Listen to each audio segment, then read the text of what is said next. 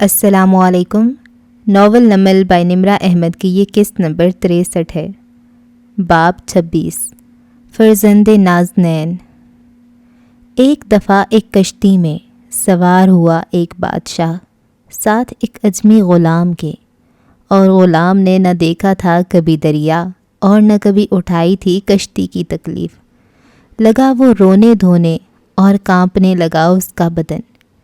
کرکرا ہو گیا اس سے بادشاہ کا سارا مزہ کہ نہیں سہ سکتی تھی اس کی نازک طبع ایسی باتوں کو۔ لوگوں کی سمجھ میں نہ آئی کوئی تدبیر۔ تھا اس کشتی میں ایک عقل مند بھی، بولا وہ بادشاہ سے، اگر ہو حکم تو خاموش کراؤں اس کو ایک طریقے سے۔ کہا بادشاہ نے، بڑی مہربانی ہوگی۔ سو مطابق اس دانا آدمی کے حکم کے لوگوں نے پھینکا غلام کو دریا میں۔ کھائے غلام نے چند غوطے، پھر پکڑا لوگوں نے اس کو سر کے بالوں سے اور لائے کشتی کے آگے۔ وہ غلام لٹک گیا دونوں ہاتھوں سے کشتی کے دمبالے میں۔ پھر جب نکلا دریا سے تو ایک گوشے میں بیٹھ گیا اور اس کو سکون ہو گیا۔ ہوا بادشاہ کو تعجب، پوچھا اس نے، کیا تھی دانائی اس عمل میں؟ جواب دیا عقل مند نے کہ غلام نے اس سے پہلے نہ اٹھائی تھی تکلیف ڈوبنے کی، اور وہ ناواقف تھا کشتی میں محفوظ رہنے کی قدر سے۔ آرام کی قدر وہی کرتا ہے جو پھنس جائے کسی مصیبت میں۔ اے پیٹ بھرے، تجھے اچھی معلوم نہیں ہوتی جو کی روٹی۔ جو چیز تجھے بری معلوم ہوتی ہے وہی میرے لیے بھلی ہے۔ بہشت کی حوروں کے لیے آراف دوزخ ہے، دوزخیوں سے پوچھ کہ اعراف بہشت ہے۔ ایک رائے کے مطابق اعراف جنت اور جہنم کے اس درمیانی مقام کو کہا جاتا ہے جہاں وہ لوگ کھڑے ہوں گے جن کی نیکیاں اور برائیاں برابر ہو جائیں گی۔ حکایت سعدی از کتاب گلستان سعدی۔ آسمان پہ سورج سنہرے تاروں کا جال بن کر سب کے سروں پہ تانے کھڑا تھا۔ مور چال کی سبز بیلیں اس دھوپ میں جھلس رہی تھیں، حالانکہ ابھی صبح بھی پوری طرح باسی نہیں ہوئی تھی۔ کچن کی کھڑکی سے جھانکو تو بلائنڈز کے پینل سے گول میز دکھائی دیتی تھی جس کے گرد وہ دونوں بیٹھے تھے۔ زمر سیاہ کوٹ پہنے، گھنگریالے بال آدھے باندھے، چائے کی گھونٹ بھرتی غور سے سعدی کو دیکھ رہی تھی جو قدرے گم سم سا بیٹھا تھا۔ گہرے سبز کرتے میں ملبوس، گیلے بال برش کیے، وہ تازہ دم اور تیار تھا، البتہ آنکھیں اداس تھیں۔ غائب دماغی سے کپ کے منہ پہ انگلی دائرے میں پھیر رہا تھا۔ زمر نے نرمی سے اسے پکارا، سعدی۔ وہ چونک کر اسے دیکھنے لگا۔ آج تم کٹہرے میں کھڑے ہوگے اور تم سے اجرا کی جائے گی، تم نروس ہو؟ نہیں، اس نے نفی میں سر ہلایا۔ یہ موقع آنا تھا جب تم نے اس عدالتی جنگ شروع کرنے کا فیصلہ کیا تھا، میں نے تبھی تمہیں بتا دیا تھا کہ یہ موقع آئے گا، تمہیں کٹہرے میں جانا ہوگا۔ پہلے میں تم سے سوال کروں گی، پھر وہ تم سے اجرا کرے گا۔ تم خود کو کیسے پریزنٹ کرتے ہو یہ تم پہ منحصر ہے۔ میں ٹھیک ہوں اور میں ٹھیک ہی رہوں گا۔ وہ ذرا سا مسکرایا۔ کوئی بھی سوال جس کا جواب مشکل لگے تو کہنا مجھے یاد نہیں، جس سوال کے جواب میں سچ نہ بولنا ہو تو کہنا جیسا کہ میں نے اپنے انٹرویو میں کہا تھا، اور پھر انٹرویو والی لائن دہرا دینا۔ یہ غلط بیانی تو ہوگی نا؟ پتہ نہیں مجھ میں اور ہاشم بھائی میں کیا فرق رہ جائے گا جب ہم دونوں جھوٹ بولیں گے، وہ تلخی سے بولا۔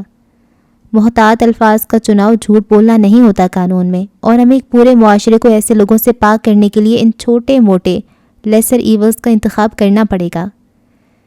صحیح، خود کو بہلانے کو یہ خیال اچھا ہے۔ خیر، اس نے سر ہلاتی ہوئی گہری سانس لی۔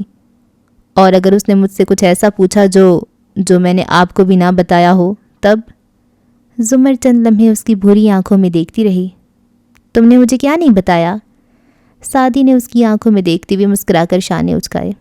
مجھے یاد نہیں، اور وہ دونوں ہنس پڑے، مگر وہ ذرا فکر مند ہو گئی تھی۔ وکیل سے کچھ نہیں چھپاتے سعدی، مجھے بتاؤ۔ وہ آخری گھونٹ بھرتے ہوئے اٹھ کھڑا ہوا اور پھر کپ رکھ کر بولا، جیسا کہ میں نے اپنے انٹرویو میں کہا تھا، مجھے یاد نہیں۔ اگر تم سے کچھ ایسا ہوا ہے جو جرم کے زمرے میں آتا ہے تو تم مجھے بتا سکتے ہو۔ میں نہیں بتانا چاہتا، لیکن اگر اس نے مجھ سے اس بارے میں پوچھا تو مجھے کیا کہنا چاہیے؟ سچ بولنا، بالکل سچ۔ وہ تاکید کر کے اٹھ گئی۔ جب وہ بیگ اور فون لیے لاؤنج میں آئی تو سامنے کھلتے ندرت کے کمرے میں کھڑی حنین تیار ہوتی نظر آ رہی تھی۔ فارس بھی قریب میں ندرت کے ساتھ صوفے پہ بیٹھا تھا۔ زمر چوکھٹ پہ ٹھہری تو حنین نے اسے دیکھا، فوراً بولی، میں آج بھی کورٹ جاؤں گی، پلیز کوئی منع نہیں کرے گا، جب آپ وہ جعلی ای میل دکھائیں گے تو مجھے ہاشم کا چہرہ دیکھنا ہے۔ اور وہ جانتی تھی وہ اس موقع پہ اپنے ہاتھ پہ کیا لکھ کر اسے دکھائے گی۔ سوچ کر ہی مزہ آتا تھا، سوچ کر ہی تکلیف ہوتی تھی۔ ہاں آ جاؤ۔ پھر فارس کو دیکھا، تم نہیں آؤ گے؟ موڈ نہیں ہے، اس نے لاپرواہی سے شانے اچکائے۔ زمر نے گہری سانس لی۔ پتہ نہیں تم کب اس ٹرائل کو سنجیدہ لوگے؟ جس دن تم لوگ یہ ٹرائل ہار جاؤ گے، وہ تپانے والی مسکراہٹ کے ساتھ بولا تھا۔ زمر ہاں کر کے باہر نکل گئی۔ ندرت نے خفگی سے اسے دیکھا۔ منہ سے بدفعال نہ نکالا کرو، کیوں ہارے وہ مقدمہ، دعا کیا کرو کہ جیت جائیں۔ ہاں جی بالکل ایسا ہی ہوگا۔ وہ برا سا منہ بنا کر چپ ہو گیا۔ ندرت اٹھ گئی تو بال برش کرتی حنین اس کی طرف گھومی۔ وہ پیر میز پہ رکھے نیم دراز سا، آنکھیں چھت پہ مرکوز کیے کسی سوچ میں لگتا تھا۔ آپ کو لگتا ہے کہ ہم ہاشم کو عدالت میں کبھی مات نہیں دے سکتے؟ پارے سے نظر اٹھا کر اسے دیکھا۔ مجھے لگتا نہیں ہے، مجھے یقین ہے۔ یہ جو کورٹ میں سارے جج بیٹھے ہوتے ہیں نا، یہ اس بات کا فیصلہ نہیں کرتے کہ کون سچا ہے، اس بات کا فیصلہ کرتے ہیں کہ کون زیادہ اچھا جھوٹ بولتا ہے۔ مگر بجائے ان کی مخالفت کرنے کے ہمیں ان کی مدد کرنی چاہیے۔ تم کرو، میں دیر سے آؤں گا۔ اس نے سر جھٹکا۔ باہر کورٹ جانے کی تیاری کا شور مچ چکا تھا۔ اتنی شہرت بھی کہاں چاہی تھی خود سے میں نے، اپنے ہی شہر کا ہر شخص عدو میرا ہے۔ کثرے کاردار کا لون اس صبح رونق لگ رہا تھا۔ ملازموں کی آمد و رفت لگی ہوئی تھی۔ شہرین گھوم پھر کر ایونٹ آرگنائزر کو سمجھا رہی تھی کہ اسے کون سی چیز کہاں چاہیے۔ اس کے سنہری بال پچھلے سال کی بنسبت لمبے ہو گئے تھے اور اونچی پونی کی صورت گردن کی پشت پہ جھول رہے تھے۔ ماتھے پہ بل لیے اور ناک چڑھائے وہ سونیا کی سالگرہ کی دعوت کے تمام انتظامات دیکھ رہی تھی۔ اندر ڈائننگ ہال میں بیٹھی جواہرات چمچ دلیے کے پیالے میں ہلاتی مسکراتی نظروں سے باہر دیکھ رہی تھی۔ ایک فاتحانہ نظر اپنے مقابل بیٹھے نوشرواں پہ ڈالی۔ ہاشم اب سربراہی کرسی پہ بیٹھتا تھا اور وہ دونوں اس کے دائیں بائیں۔ نوشرواں سوٹ میں ملبوس بے دلی سے سر جھکائے بیٹھا تھا۔ جواہرات کو پچھلے برس کے یہ دن یاد آئے، تب شہری کے لیے کیسے وہ بے چین رہتا تھا۔ شکر یہ بھوت تو اترا۔ تو آج سعدی یوسف کٹہرے پہ آئے گا اور اس سے جرح کی جائے گی۔ اس نے سعدی کا ذکر چھیڑا۔ آج بھی نوشرواں کا حلق تک کڑوا ہوا، مگر وہ اظہار نہیں کر سکا۔ آج اسے گولی مارنے کی خواہش بھی نہیں ہوئی۔ گولی مار کے دیکھ لی تھی، کوئی فائدہ نہ تھا۔ ہاں آج ہم حکایت سعدی سنیں گے، ہاشم نے تنزن کہا تھا۔ تمہیں یقین ہے وہ جھوٹ نہیں بولے گا؟ وہ سعدی ہے، وہ سٹینڈ پہ جھوٹ نہیں بولے گا۔ ہاشم فون دیکھتے ہوئے اٹھ گیا۔ اور اسے ضرورت بھی نہیں ہے۔ وہ ڈائننگ ہال عبور کر کے لاؤنج تک آیا تھا جب سامنے سے رئیس آتا دکھائی دیا۔ اس کے تاثرات دیکھ کر ہاشم رک گیا۔ لاؤنج کے کونے میں کرسی پہ بیٹھے، لیپ ٹاپ سامنے رکھ کر کام کرتے احمد شفیع کی حسیات بھی ادھر ہی متوجہ ہو گئیں۔ سر یہ دیکھیں، یہ کولمبو سے ہماری ٹیم کو ملا ہے۔ ہاشم نے کاغذ پکڑتے ہوئے جیب سے اینک نکالی۔ کیا ہے یہ؟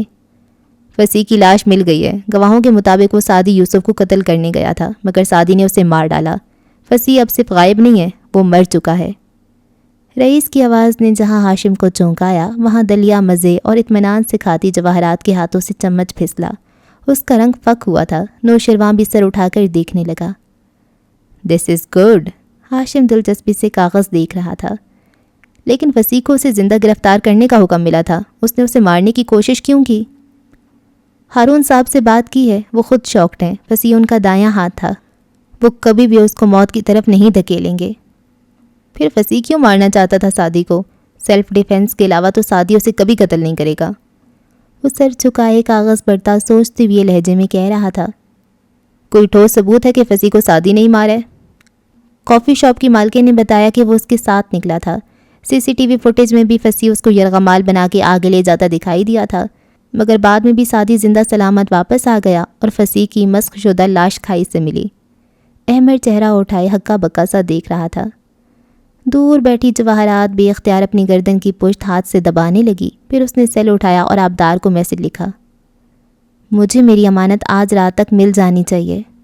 ہوا کے دوش پہ وہ پیغام اڑتا ہوا پہاڑ، جھیل، سرسبز میدان عبور کرتا، ہارون عبید کی رہائش گاہ کی دیواروں کے پار گھسا اور آبدار کے بیڈ سائڈ ٹیبل پہ رکھے موبائل کو چمکا گیا۔ تھرتھراہٹ سے اس نے لحاف ہٹایا۔ سرخ سلکی بال تکیے پہ بکھرے ہوئے تھے۔ وہ ان کو چہرے سے ہٹاتی اٹھی اور موبائل ہاتھ میں لے کر دیکھنے لگی۔ پیغام پڑھ کر اس نے کچھ نہیں لکھا، جیسے توجہ ہی نہ دی ہو۔ عادتاً کانٹیکٹ لسٹ کھولی اور عادتاً فارس کے نام پہ کلک کیا۔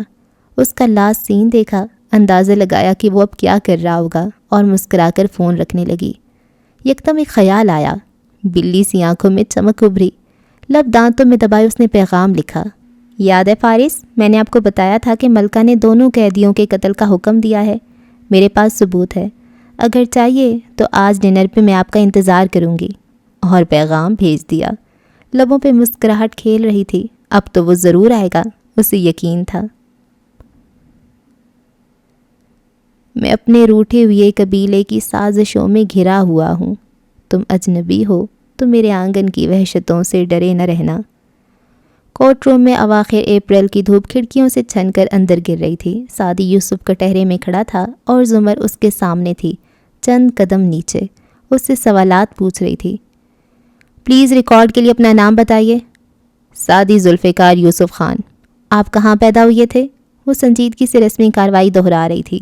ہاشم خاموشی سے اسے سن رہا تھا۔ اس کے ساتھ رکھی احمر کی کرسی خالی تھی۔ باہر کچہری کی ہجوم میں ایک راہداری میں احمر آگے بڑھتا جا رہا تھا، تیز تیز، ہجوم میں بالکل گم، احتیاط سے آگے پیچھے بھی دیکھ لیتا تھا، پھر تیزی سے ایک موڑ مڑ کر وہ کمرے میں داخل ہوا۔ یہ خالی کورٹ روم تھا، کرسیاں اور میزیں الٹی سیدھی پڑی تھیں۔ اندر آتی اس نے دروازہ بند کیا اور پھولے سانس کے ساتھ واپس گھوما۔ سامنے کرسی پہ ٹانگ چڑھائے فارس بیٹھا تھا، منہ میں مسلسل کچھ چبا رہا تھا۔ سر سے پیر تک ہانپتے ہوئے احمر کا جائزہ لیا۔ اتنی کیا ایمرجنسی تھی اسٹیپنی؟ تمہارے مالک آس پاس ہی ہیں۔ ایک مسئلہ ہو گیا ہے، بلکہ دو مسئلے۔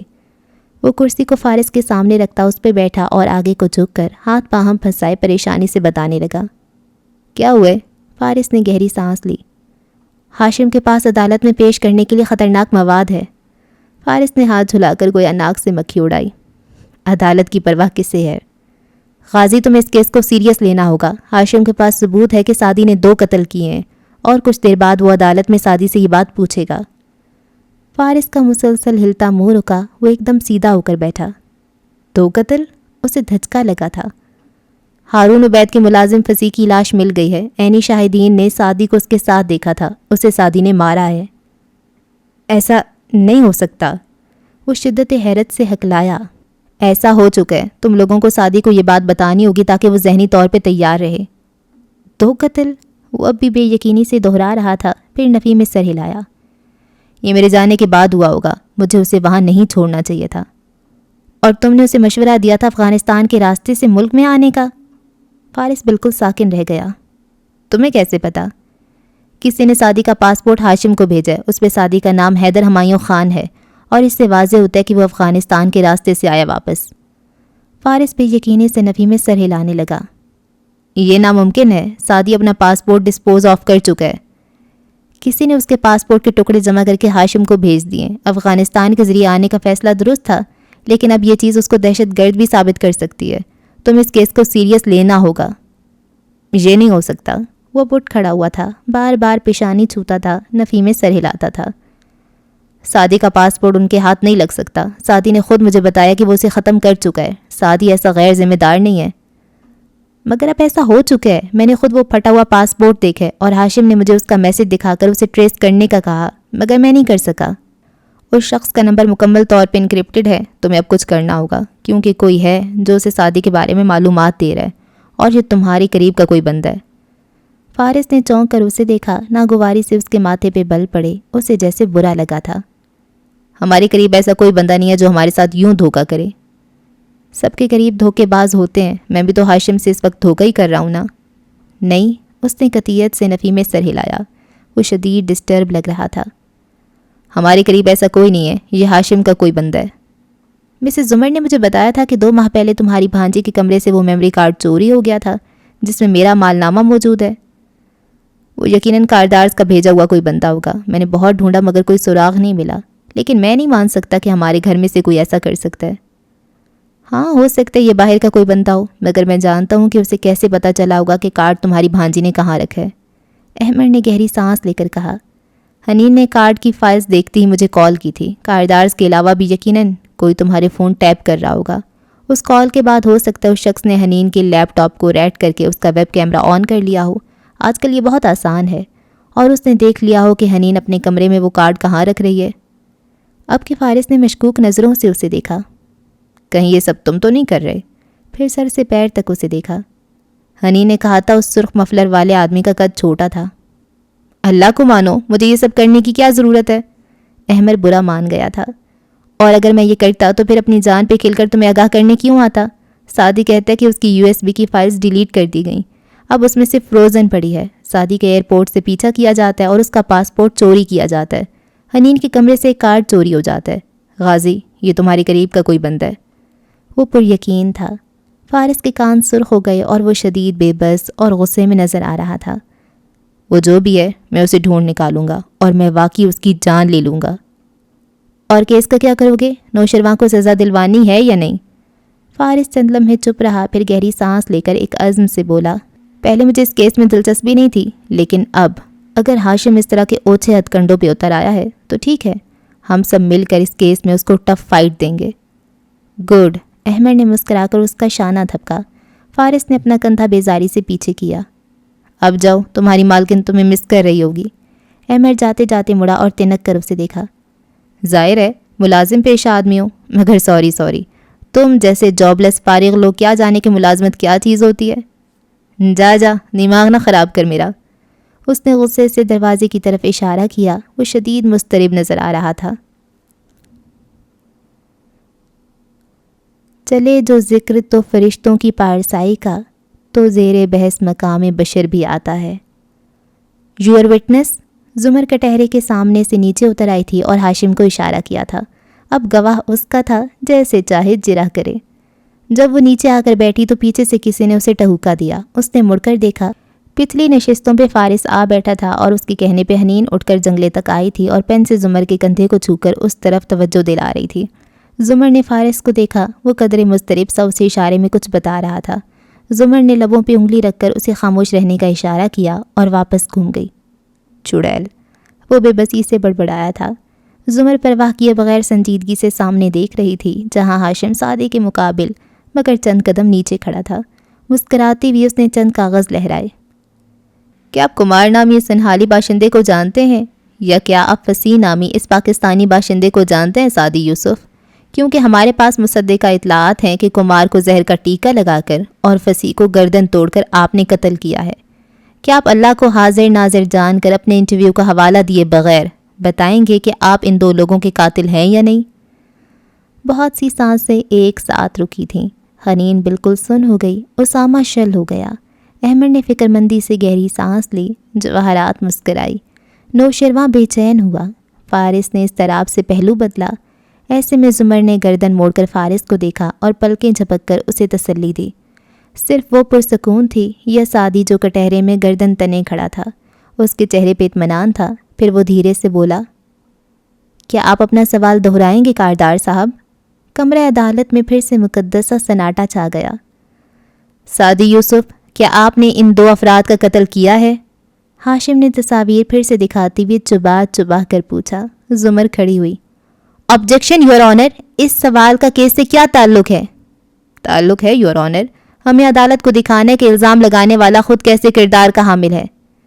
یور آنر، اگر وکیل دفاع کو سعدی یوسف پہ قتل کا الزام لگانا ہے تو اس کے لیے وہ الگ سے پٹیشن دائر کر سکتے ہیں، لیکن قانون شہادت کے تحت وہ گواہ کو ڈسکریڈٹ کرنے کے لیے اس کے اوپر بغیر ثبوت کے ایسے الزام نہیں لگا سکتے. وہ بلند آواز میں بولی تھی. جج صاحب نے جواباً ہاشم کو دیکھا. وہ فوراً بولا، یور آنر، قانون شہادت کے تحت اگر گواہ کا کردار کیس کی سچائی جاننے کے لیے ضروری ہے تو ایسے سوال پوچھے جا سکتے ہیں. مسز زمر کو قانون شہادت دہرانے کی اشد ضرورت ہے. یور آنر، کیا ہمارا قانون آرٹیکل 13 میں یہ نہیں کہتا کہ کسی شخص سے زبردستی سیلف انکریمنیٹنگ سوال نہیں پوچھا جا سکتا؟ وہ بحث کر رہی تھی. یعنی ایسا سوال جس کے جواب میں اس کو اعتراف جرم کرنا پڑے. ہاشم دو بدو بولا، مگر یور آنر، وہ ملزم کی دفعہ ہوتا ہے، جیسے نوشرواں کے پاس خاموش رہنے کا حق ہے. سعدی یوسف اس کیس میں ملزم نہیں ہے، گواہ ہے. اور جہاں تک گواہ کی بات ہے تو قانون شہادت آرٹیکل 9 کے تحت کسی گواہ کو سیلف انکریمنیشن کے باوجود خاموشی کا حق نہیں ہے. گواہ جواب دے گا، بھلے جواب میں اسے اعتراف جرم ہی کرنا پڑے. گواہ کو جواب دینا ہے. مگر یور آنر، زمر مزید کچھ کہنے لگی تھی کہ جج صاحب نے ہاتھ اٹھا کر اسے روکا۔ سعدی یوسف ملزم نہیں ہے، گواہ ہے، اور گواہ کا کردار جاننا واقعی ضروری ہے، اس لیے میں چاہوں گا کہ سعدی یوسف جواب دے۔ اعتراض رد کیا جاتا ہے۔ انہوں نے سعدی کو اشارہ کیا۔ زمر گہری سانس لے کر بیٹھی۔ حنین نے بے اختیار دل پہ ہاتھ رکھا۔ فارس نے بے چینی سے پہلو بدلا۔ مٹھی لبوں پہ جمائے وہ فکر مندی سے سامنے کھڑے سعدی کو دیکھ رہا تھا۔ سعدی نے گہری سانس لی اور پھر وہ الفاظ ادا کیے، میں نے کسی کو قتل نہیں کیا۔ اور یہ بات آپ اللہ کو حاضر ناظر جان کر کہتے ہیں؟ ہاشم نے آواز میں تعجب بھر کے دہرایا۔ جی ہاں، میں اللہ کو حاضر ناظر جان کر کہتا ہوں کہ میں نے ان 2 آدمیوں کو قتل نہیں کیا۔ آپ کو معلوم ہے پرجری کیا ہوتی ہے سعدی یوسف؟ کورٹ میں جھوٹ بولنا کتنا بڑا جرم ہے؟ ہاشم اب تعصب سے پوچھ رہا تھا۔ جی مجھے معلوم ہے، پرجری وہ ہوتی ہے جو ہاشم تم اپنے ہر گواہ سے یہاں کرواؤ گے، مگر میں جھوٹ نہیں بول رہا۔ اس نے اسی اعتماد سے چہرہ اٹھا کر جج صاحب کو دیکھا۔ میں نے اپنی پوری زندگی میں کسی انسان کو قتل نہیں کیا۔ ہاشم نفی میں سر ہلاتا کاغذات لے کر جج کے چبوترے کی طرف آیا۔ یور آنر، یہ دونوں قتل سعدی یوسف نہیں کیے ہیں اور مگر سعدی کی بات ابھی ختم نہیں ہوئی تھی۔ وہ کہہ رہا تھا، میں نے ان 2 انسانوں کی جان ضرور لیا یور آنر، مگر میں نے انہیں قتل نہیں کیا۔ بہت سی سانسیں ایک دفعہ پھر رکی تھیں۔ چند لمحے کو تو ہاشم بھی سناٹے میں رہ گیا۔ جج صاحب ذرا مزید ترچھے ہو کر بیٹھے۔ وہ پوری طرح سے سعدی کی طرف متوجہ تھے۔ یور آنر، کمار نامی گارڈ نے مجھے قتل کرنا چاہا تھا قید کے دوران۔ میں نے اپنے بچاؤ کے لیے اس کو مارا تھا۔ فصیح بھی مجھے قتل کرنے آیا تھا اور میں نے اپنے بچاؤ کے لیے اس کو مارا۔ یور آنر، سیلف ڈیفینس کی عالمی تعریف کے مطابق یہ قتل نہیں ہوتا، دین میں یہ گناہ نہیں ہوتا، سو میں نے گناہ کیا ہے نہ قتل، میں نے صرف ان کو مارا ہے۔ میں جھوٹ نہیں بولوں گا، مگر میں ان کا قاتل نہیں ہوں۔ اپنی جان بچانے کے لیے مجھے ان کو مارنا تھا، یہ میرا حق تھا۔ کمرہ عدالت میں عجیب سی خاموشی چھا گئی۔ ہاشم نے بہت بار لب کھولے پھر بند کیے۔ اسے ایسے جواب کی توقع نہ تھی۔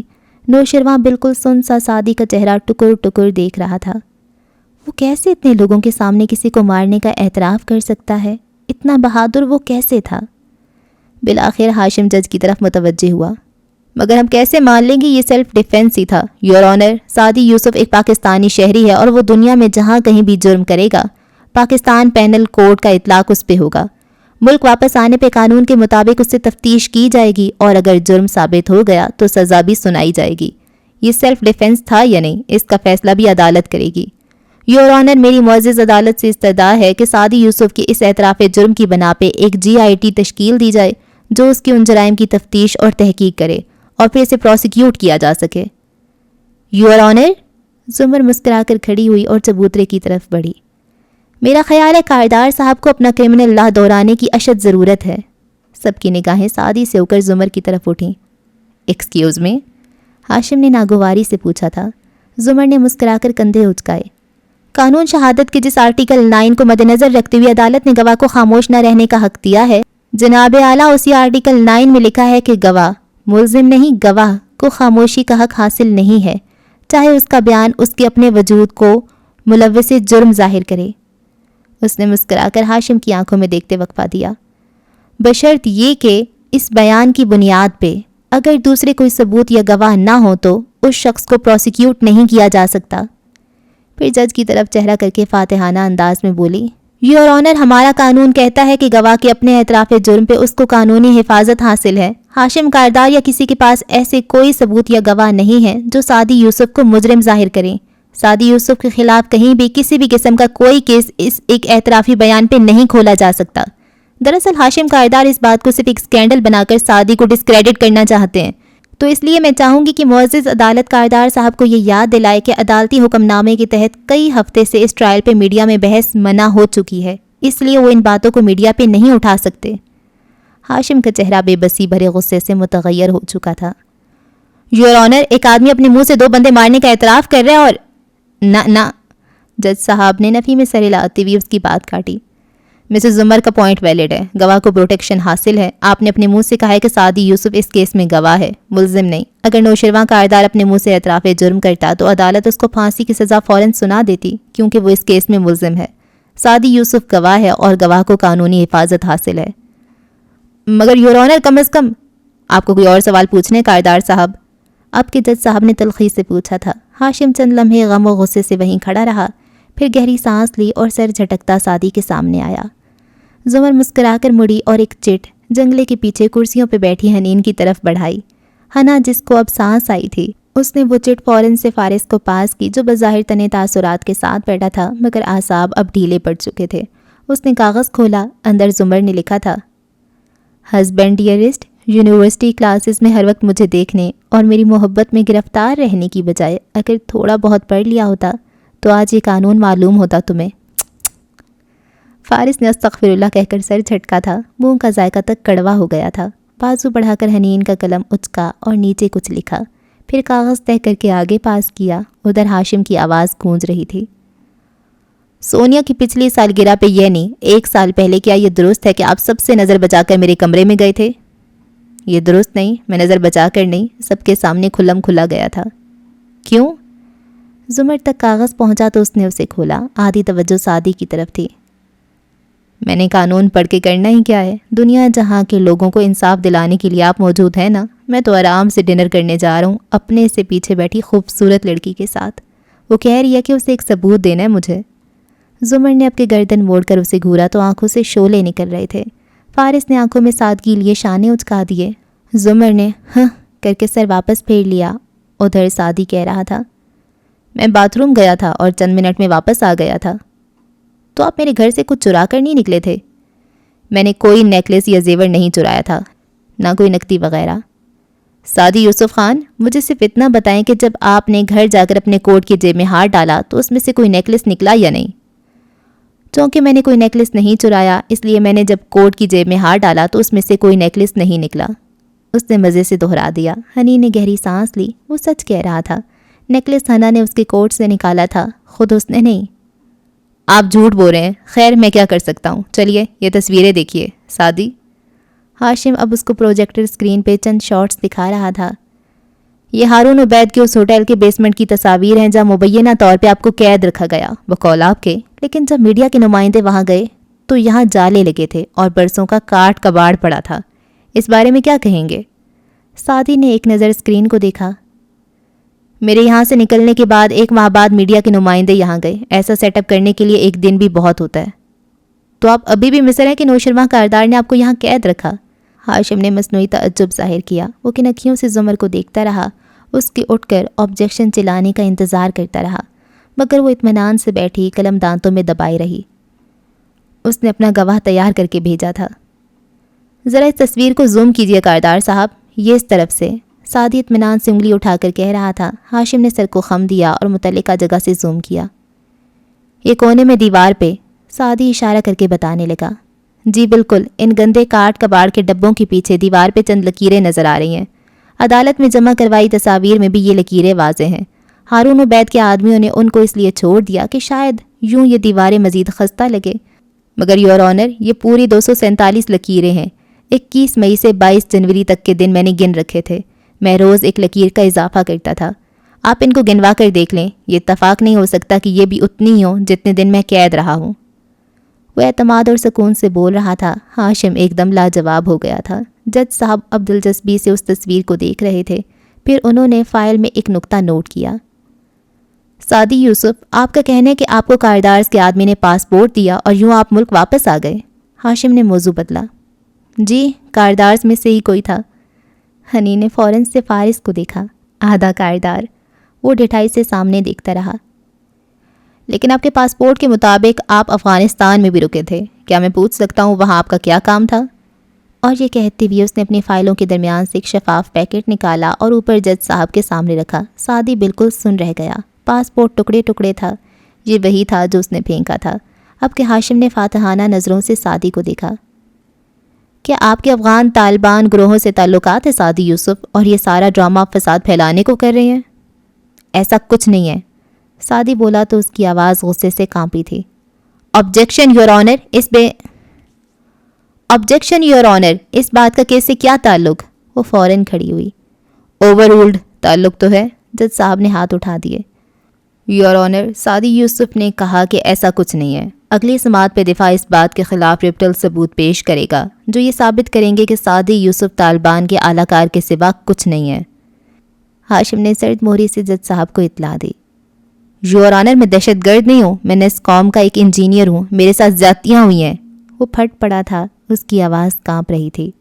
میں انصاف مانگنے آیا ہوں اس عدالت میں، یہ مجھے ایسے دہشت گرد برانڈ کیسے کر سکتے ہیں؟ اس کی آنکھیں گلابی پڑ رہی تھیں، بے یقینی تھی۔ زمر نے اسے کٹہرے سے اترنے کا اشارہ کیا۔ ہاشم نظر انداز کر کے اب اختتامی فکرے دہرا رہا تھا۔ وہ دل برداشتہ سا وہاں سے اترا۔ فارس اپنی نشست سے گھوما اور مڑ کر آبدار کو دیکھا۔ آپ کے پاس واقعی کچھ ہے مجھے ڈنر پہ دینے کے لیے؟ سنجیدگی سے پوچھا۔ وہ تفاخر سے مسکرائی۔ جی، ایک ٹائپ ان کیمرے میں ریکارڈ مسز کاردار کا وہ حکم نامہ جو ثابت کرتا ہے کہ فصیح سعدی کو مارنے گیا تھا۔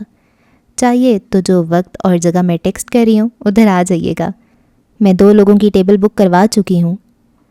مجھے اپنی زبان دیں کہ آپ اسے ڈنر پہ ساتھ لائیں گے۔ وعدہ؟ اس کی آنکھیں بہت محبت سے چمکی تھیں۔ وہ خاموش رہا۔ کورٹ روم سے سب سے پہلے آبدار نکلی تھی، پھر کاردارز۔ نوشروا نکلتی ہوئی بالکل شل سے کہہ رہا تھا، اس نے 2 قتل کا اعتراف کیا مگر اسے کوئی نہیں پکڑ سکتا۔ کیا پاگل بنے یہ؟ سوری سر، مگر اسے لا آف دا لینڈ کہتے ہیں۔ احمد اس کو سمجھاتا ہوا باہر جا رہا تھا۔ یہ اس لیے ہوتا ہے تاکہ پولیس یا کوئی اور کسی سے جبری اعتراف جرم نہ کروا سکے۔ اور اس کی آوازیں مدھم ہوتی گئیں۔ وہ 5 ایک ساتھ باہر نکلے تھے۔ راہداری میں تیز بہتے ہجوم کے باوجود وہ رکے کھڑے تھے۔ آپ نے بھائی 2 لوگ، حنین کہتے کہتے رک گئی۔ یہ وقت نہیں تھا ایسی باتوں کا، کیونکہ پہلی دفعہ سعدی پریشان لگ رہا تھا اور فارس کو اثرنو غصہ چڑھ گیا تھا۔ تم نے مجھے کہا تھا کہ تم نے وہ پاسپورٹ ڈسپوز آف کر دیا ہے، یہ ڈسپوز آف کیا ہے تم نے؟ وہ دبا دبا سا غرایا، ساتھ میں اسے کھاد جانے والی نظروں سے گھور پی رہا تھا۔ میں نے کر دیا تھا، مختلف جگہوں پہ پھینکا تھا، کسی کو کیا پتا میں ادھر آ رہا ہوں، کیسے کسی نے اس کو اٹھایا پھر جوڑا۔ وہ سخت پریشان ہو گیا تھا۔ اٹس اوکے، اتنا مسئلہ نہیں ہے، زمر نے سبھاؤ سے کہتی ہوئے تسلی دی۔ یہ تمہاری سیلف ڈیفense موو تھی، تمہیں کوئی اس پہ کچھ بھی ثابت نہیں کر سکتا۔ ہمیں اس وقت ڈاکٹر سارا پہ فوکس کرنا ہے، ان کو گواہی دینی ہوگی ہر حال میں۔ فارس نے ایک ملامتی نظر ان دونوں پہ ڈالی اور سر جھٹک کر آگے بڑھ گیا۔ حنین اس کے پیچھے لپکی۔ شور، ہجوم اور اس ساری چہل پہل کے درمیان میں سے گزرتی وہ بالآخر اس کی رفتار سے جا ملی۔ تو ہاشم اب پاسپورٹ کے ذریعے بھائی کو دہشت گرد ثابت کرے گا؟ بھائی بہت ہرٹ ہوگا یوں ماموں، ہم اس کا ہرٹ کیسے کم کریں؟ وہ فکر مند اور ناخوش لگتی تھی۔ فارس نے رفتار ہلکی کر دی، پھر چند گہری سانس سے اندر کھینچی۔ ہمیں اب اس بات کو یقینی بنانا ہوگا حنین کہ تمام گواہ درست گواہی دیں، اور سب سے پہلے ہمیں سارا کو راضی کرنا ہوگا۔ ہمیں زمر اور سعدی کی مدد کرنی ہوگی اور اس ٹرائل کو سنجیدہ لینا ہوگا۔ وہ اب اسے سمجھاتی ہوئی کہہ رہا تھا، ہنا سر ہلاتی سن رہی تھی۔ ٹیم زمر کی مدد کرنا سو بورنگ، وہ ناراضی سے بولی تھی۔ کچہری کے باہر لمبی سیاہ شیشے والی کارز کی طویل قطار لگی تھی۔ جواہرات کو گو کہ ہر پیشی پہ آنے کی ضرورت نہ تھی، لیکن وہ ہر دفعہ نیا سیاہ ڈیزائنر ویئر اور نئی جیولری پہن کے ضرور آتی۔ اسے معلوم تھا کہ ہاشم جیت جائے گا، سو وہ سارے دورانیے میں بھرپور میڈیا اٹینشن سے فائدہ اٹھا رہی تھی۔ اس وقت بھی وہ اپنی کار میں آ کر بیٹھی تو احمد فرنٹ سیٹ پہ بیٹھا موبائل دیکھ رہا تھا۔ جواہرات نے ایک نظر نوشرواں اور ہاشم کی گاڑیوں کو آگے نکلتے دیکھا، پھر اس کی طرف متوجہ ہوئی۔ یہ آبدار فارس وغیرہ کے ساتھ کیوں بیٹھی تھی؟ وہ تو 2 ماہ سے ہر پیشی پہ آ کر ادھر ہی بیٹھ جاتی ہے، ظاہر کرنا چاہتی ہے کہ ہمارے ساتھ نہیں بیٹھنا ان کو۔ وہ موبائل سے کھیلتا ہوا بولا تھا۔ کار اب سڑک پہ دوڑ رہی تھی۔ اور تم کہاں تھے؟ آتے ساتھ ہی غائب ہو گئے، پھر تم اور فارس باری باری کورٹ روم میں داخل ہوئے، ہاں احمد؟ وہ نرم مگر گہری نظروں سے اسے دیکھتے ہوئے بولی۔ احمد نے پورے سکون سے چہرہ موڑا۔ غازی نے بلایا تھا مجھے، وہ بات کرنا چاہتا تھا۔ وہ پورے اعتماد سے اسے بتا رہا تھا۔ وہ اس مقدمے سے خوش نہیں ہے، آپ کے لیے پیغام بھجوایا کہ ڈاکٹر سارا کو تنگ نہ کیجیے گا ورنہ وہ ہر حد تک جائے گا۔ تمہارا دوست رہا ہے، کچھ اور پوچھا نہیں اس نے تم سے؟ اگر میں اتنی آسانی سے بتانے والوں میں سے ہوتا تو آپ کی کار کی فرنٹ سیٹ پہ نہ بیٹھا ہوتا، مسکرا کر تابیداری سے بولا تھا۔ جواہرات کے لب بھی مسکراہٹ میں ڈھل گئے، سر کو خم دیا اور باہر دیکھنے لگی۔ اسے احمد پہ پورا اعتبار تھا۔ جو سیلابوں کی رو میں بہہ گئے ہیں، کرے گا کون ان قبروں کا ماتم۔ سارا کے گھر کے لیونگ روم میں اس وقت شدید تناؤ کی سی کیفیت تھی، ایسے جیسے ہر شخص کی گردن سے ڈوریاں بندھی ہوں اور ان ڈوریوں نے ساری فضاؤں میں کھنچاؤ پیدا کر دیا ہو، کوئی ڈھیلا پڑنے کو آمادہ ہی نہ ہوتا تھا۔ سارا، اگر تم نے وہ سب کچھ دیکھا تھا تو تمہیں کسی سے تو کہنا چاہیے تھا، ندرت ملال سے کہہ رہی تھیں۔ پچھلے 2.5 ماہ سے وہ یہ بات کئی دفعہ دہرا چکی تھیں۔ سامنے صوفوں پہ موجود زمر، فارس، حنین اور خود ذکیہ بیگم سب خاموش تھے۔ جب ندرت بولتی تو وہ اسے دیکھتے، جب سارا بولتی تو اسے ٹینس کے میچ کی طرح نگاہیں دائیں سے بائیں واپس آتی۔ آپا، آپ سب کچھ جانے کے باوجود ایسا کیسے کہہ سکتی ہیں؟ سامنے والے سنگل صوفے پہ فکر مند اور بے بسی بھرا دبا دبا غصہ لیے بیٹھی سارا نے شاکی انداز میں کہا تھا۔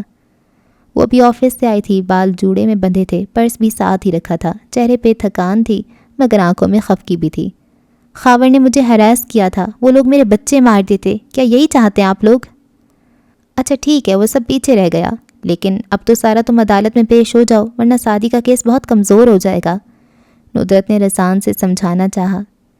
میں کیسے عدالت میں کھڑے ہو کر یہ سب کہوں؟ وہ بہت خطرناک لوگ ہیں، آپ لوگ مجھے سمجھانے کی بجائے خود کیوں نہیں سمجھتے؟ وہ ڈری ہوئی نہیں تھی، وہ ان کی عقلوں پہ متعجب تھی۔ سارا، انہوں نے جو سعدی کے ساتھ کیا تم اس کے لیے کوئی گواہی نہیں دو گی؟ تاکہ جو سعدی کے ساتھ کیے وہی میرے بچوں کے ساتھ کریں؟ کیا اب بھی آپ لوگوں نے کوئی سبق نہیں سیکھا؟ حیرت سے ان سب کو دیکھا۔ میرا شوہر مرا، فارس کی بیوی مری، زمر کے ساتھ جو ہوا، سعدی کے ساتھ جو ہوا، اب بھی آپ لوگ ان کے خلاف جانا چاہتے ہیں؟ وہ حیرت سے سبز آنکھیں پھیلائی کہہ رہی تھی۔ سارا، فارس ہلکا سا کھنکارا، پھر ذرا آگے کو ہو بیٹھا۔ ہم چاہتے ہیں کہ دوبارہ کسی کے ساتھ ایسا نہ ہو، اس لیے ان کو سزا دلوائی جائے۔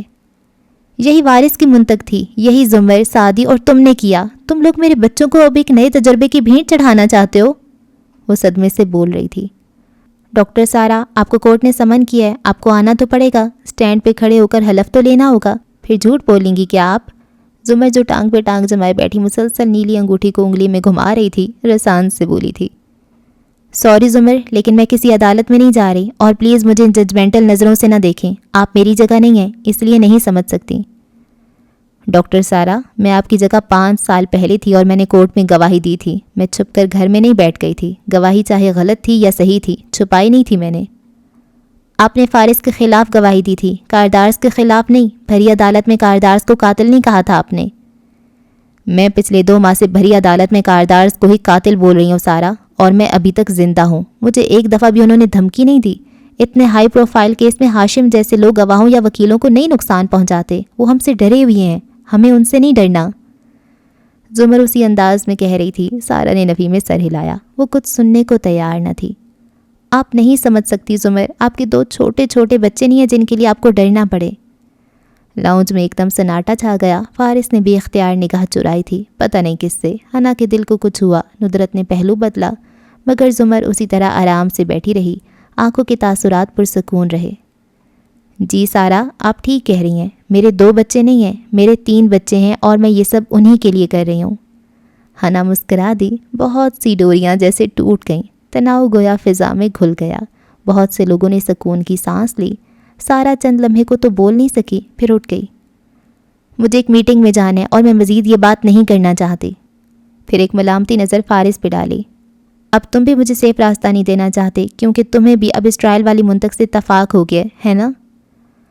آپ کے لیے گواہی دینا بہتر ہے سارا، وہ نرمی سے بولا تھا۔ سارا سر جھٹک کر آگے بڑھ گئی، سب خاموش رہ گئے، ماحول افسردہ ہو گیا۔ پھر فارس کھنکارا، میں بھی چلتا ہوں، مجھے بھی۔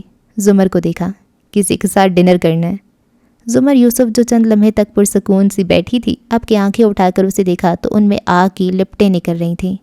تو ڈنر کے ٹائم جانا، ابھی سے کیوں جا رہے ہو؟ اچھا ہے نا، ذرا گپ شپ لگانے کا وقت مل جائے گا، کبھی کبھی تو ایسا بہانہ ملتا ہے۔ تھوڑی کھجاتے ہوئے وہ سادگی سے بولا تھا۔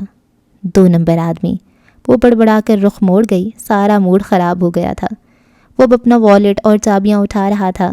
زمر کا بہت دل چاہ رہا تھا کہ وہ اسے روک لے، مگر اب منت تو نہیں کر سکتی تھی۔ اب یہ اس کے ساتھ ڈنر کرے گا، پتہ نہیں کتنے گھنٹے۔ اچھا بہانے، ہاں، ثبوت مائی فٹ، 2 نمبر قسم کے بہانے۔ وہ کتنی ہی دیر خاموش بیٹھی کلستی رہی تھی۔ سوچ کا آئینہ دھندلا ہو تو پھر وقت کے ساتھ ان چہروں کے خد و خال بگڑ جاتے ہیں۔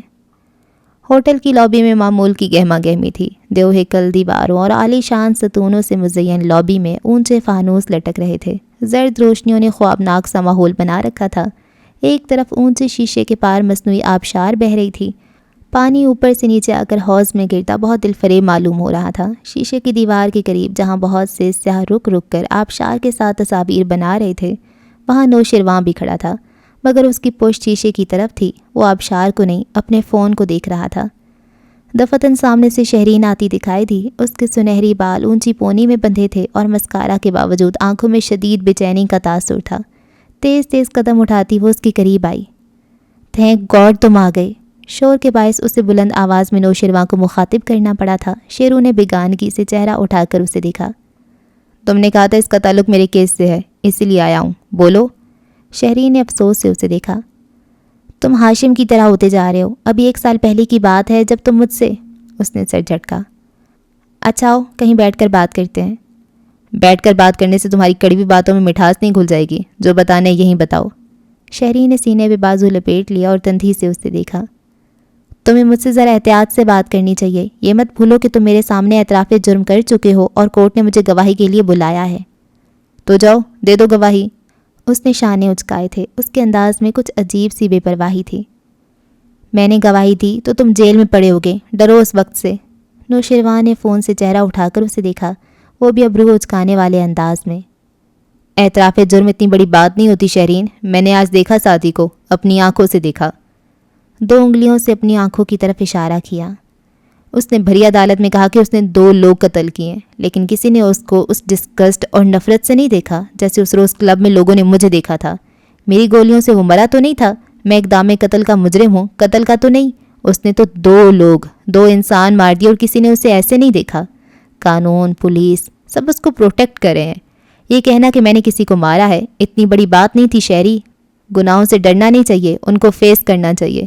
یا تو ہاشم بھائی کی طرح ان کے لیے 1000 تعویلیں گھڑ لینی چاہیے، یا پھر سعدی کی طرح ان کا اعتراف کر کے ان کو اون کر لینا چاہیے، اپنے خوف اور ڈر کو اون کرنا چاہیے۔ شہری نے بیزاری سے اس کی بات کاٹی۔ شیرو میں تمہارے خلاف گواہی نہیں دوں گی اگر تم مجھے اپنی کمپنی میں شیئرز اور… پتہ ہے شہری میں کتنے مہینوں سے بلکہ 1 سال سے مختلف قسم کے وہموں اور خوف کا شکار رہا ہوں۔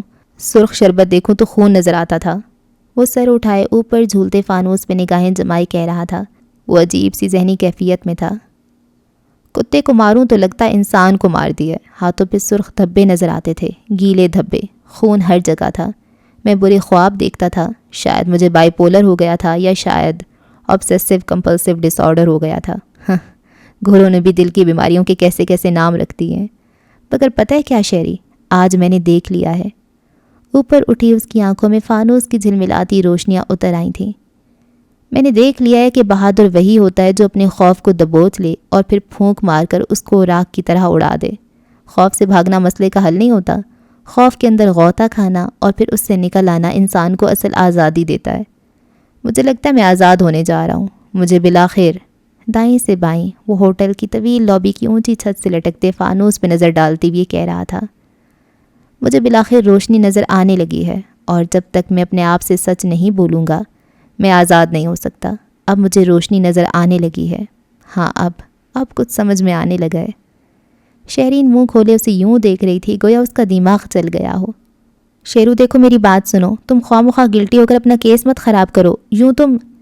تھینک یو میری بات سننے کے لیے، اب میرا دماغ کلیئر ہوا ہے۔ وہ سر ہلاتا اس کا شکریہ ادا کر رہا تھا۔ وہ ابھی تک کسی دوسری دنیا میں تھا، جیسے دل و دماغ بہت سی علائش سے پاک ہو گیا ہو۔ عرصے بعد اسے ایک روشنی کی امید نظر آئی تھی، اور یہ روشنی دکھانے والا بھی سعدی تھا۔ ایک دفعہ پھر وہ اس سے آگے نکل گیا تھا، مگر آج حسد محسوس نہیں ہوا تھا۔ سخن ورو اس منافقت سے تو خودکشی کا شعار سیکھو، زبان کا زخم زخم ہونا، حروف کا کھردے نہ رہنا۔ ہارون عبید کی رہائش گاہ شام کے مبہم اندھیروں سے ڈھکی دکھائی دیتی تھی۔ مرکزی ڈرائنگ روم سے گفتگو کی آوازیں آ رہی تھیں۔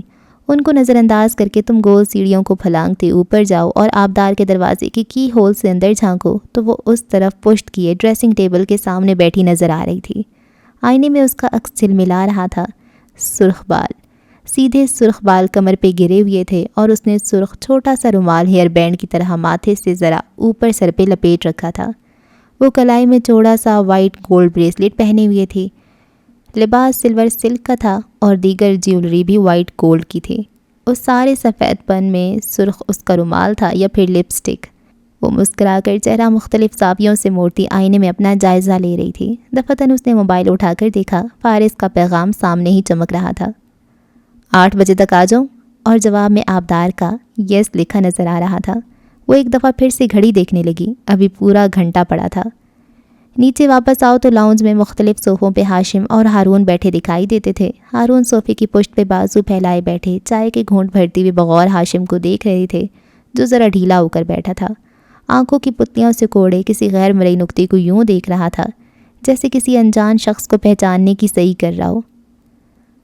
تمہاری پوزیشن دن بدن کمزور ہوتی جا رہی ہے ہاشم، ہارون ہمدردانہ لہجے میں گویا ہوئے۔ گھاگ نگاہیں ہاشم کے چہرے سے ہٹ نہیں رہی تھیں۔ ہمارے دوست تمہارے بارے میں شکوک و شبہات کا شکار ہو رہے ہیں۔ ہاشم نے چونک کر ان کو دیکھا، بھویں سکڑی۔ کیا کسی نے کچھ کہا ہے؟ بہت سے لوگ بہت سی باتیں کر رہے ہیں، تمہارے ساتھ اب وہ مزید نہیں کام کریں گے۔ اسلحہ خریدنے کے لیے پیسہ وہ کسی اور سے لانڈر کروانے کے آپشن پہ غور کر رہے ہیں۔ تم ایک ڈوبتا ہوا ٹائٹینک ہو ہاشم۔ ہاشم کے چہرے پہ تلخ مسکراہٹ آ بکھری۔ اس نے سر جھٹکا۔ مجھے ڈبونا اتنا آسان نہیں ہے ہارون۔ سنے تمہارے اور سعدی یوسف کے کیس کا جج کافی ایماندار اور سخت ہے، بڑے بڑے فیصلے کیے ہیں اس نے ماضی میں۔ یہ تو اور بھی اچھی بات ہے، کم از کم سعدی اسے خرید یا ڈرا نہیں سکتا۔ پھر تو تم بھی اسے نہیں خرید سکتے، ہارون کے لہجے میں تعجب در آیا۔ او ہارون، تم کس دنیا میں رہتے ہو؟ مجھے جج کو خریدنے کی ضرورت ہی کیا ہے؟ قانون نوشرواں کے ساتھ ہے، قانون ملزم کا ساتھ دیتا ہے ہمیشہ۔ ملزم قانون کی محبوب اولاد ہوتا ہے، قانون کے جھولوں سے بری کروا دیں گے بہت جلد۔ رہے ہمارے دوست تو ان سے کہنا اگر میں ڈوبا تو سب کو لے کر ڈوبوں گا۔ کالر کھڑکا کر وہ رعونت سے بولا تھا۔ خیر تم سعدی کو پھنسی کے قتل کے جرم میں پکڑوا نہیں سکتے کیا؟ انکوائری تو ہوگی، مگر ایک بات مجھے تنگ کر رہی ہے۔ سعدی نے کہا تھا کہ اس نے سیلف ڈیفینس میں قتل کیا ہے۔ وہ سوچتے ہوئے بول رہا تھا، یعنی پھنسی نے اس کو مارنے کی کوشش کی، پہلے گارڈ کو مارنے بھی اس کو مارنے کی کوشش کی تھی۔ میری ناک کے نیچے دو لوگ اس کو کیوں قتل کرنا چاہیں گے ہارون؟ اور چپتی ہوئی آنکھیں ہارون کے چہرے پہ جما دیں۔ ہارون اسی طرح ٹھنڈے انداز میں اسے دیکھے گئے۔ ہو سکتا ہے سعدی جھوٹ بول رہا ہو۔ مجھے لگتا ہے مجھ سے کوئی اور جھوٹ بول رہا ہے۔ تو پھر اپنی ناک کے نیچے رہنے والوں سے سوال کرو، مجھ سے نہیں۔ ہارون مسکرا کر بولے تھے۔ ہاشم اپنی چپتی نظروں سے انہیں دیکھے گیا۔ اگر تمہاری کوئی انوالومنٹ نکلی ہارون تو وہ وقت گزر گیا جب تم میرے ڈرائنگ روم میں بیٹھ کر مجھے دھمکاتے تھے ہاشم۔ جاؤ اپنے بھائی کو بچانے کی فکر کرو۔ ہارون کے چہرے پہ اب بھی وہی سپاٹ پن، وہی سرد مسکراہٹ تھی۔ ہاشم کاردار کو اندر تک جیسے کسی نے جلا ڈالا تھا، مگر اس بات کا جواب وہ نہیں دے پایا تھا۔